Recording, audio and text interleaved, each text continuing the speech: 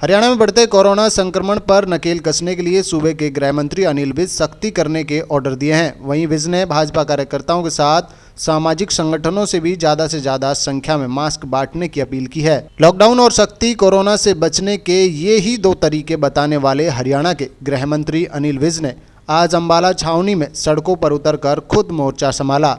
विज ने आज छावनी के बाजारों में बिना मास्क घूमने वाले लोगों को मास्क वितरित किए। पानीपत के पूर्व पार्षद की मौत के मामले में पानीपत की एसपी सहित 2 अन्य पुलिसकर्मियों पर एफआईआर दर्ज की गई है। इस मामले में विज ने तीखी प्रतिक्रिया दी और कहा कि एफआईआर के आधार पर निर्भीक होकर कार्रवाई की जाएगी, फिर चाहे वो कोई भी अथॉरिटी क्यों न हो। देश के कुछ राज्यों में कोरोना का देखते हुए नाइट कर्फ्यू लगा दिया है। ऐसे में क्या हरियाणा भी इस पर विचार कर रहा है? इस सवाल के जवाब में गृह मंत्री ने कहा कि हम ऐसा कोई लॉकडाउन नहीं लगाना चाहते।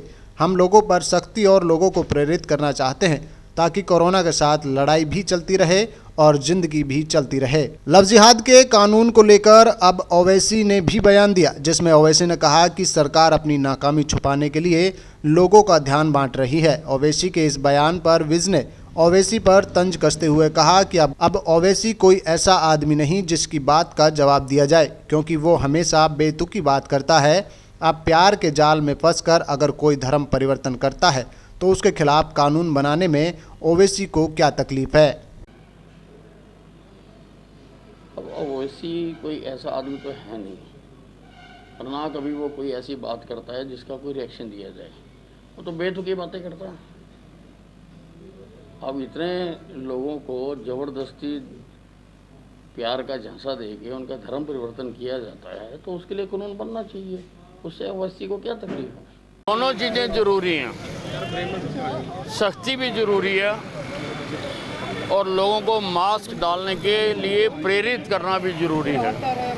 इसलिए हमने अपनी सब इकाइयों को कहा है कि वो जगह जगह बाज़ारों में, स्कूलों में, इंडस्ट्री में, रेलवे स्टेशन पर, बस स्टैंड पर जाकर लोगों को मास्क बांटें। उसी प्रकार से हमने सब अथॉरिटीज़ को कहा है कि बाज़ारों में, स्कूलों में, बस स्टैंड पर, रेलवे स्टेशन पर जाकर लोगों के चालान करें।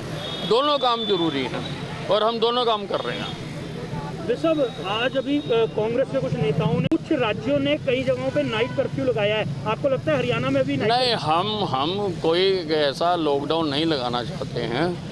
हम लोगों को सख्ती करना चाहते हैं और प्रेरित करना चाहते हैं कि हम कोरोना के साथ जीने को सीख लें, ताकि कोरोना के खिलाफ लड़ाई भी चलती रहे और ज़िंदगी भी चलती रहे।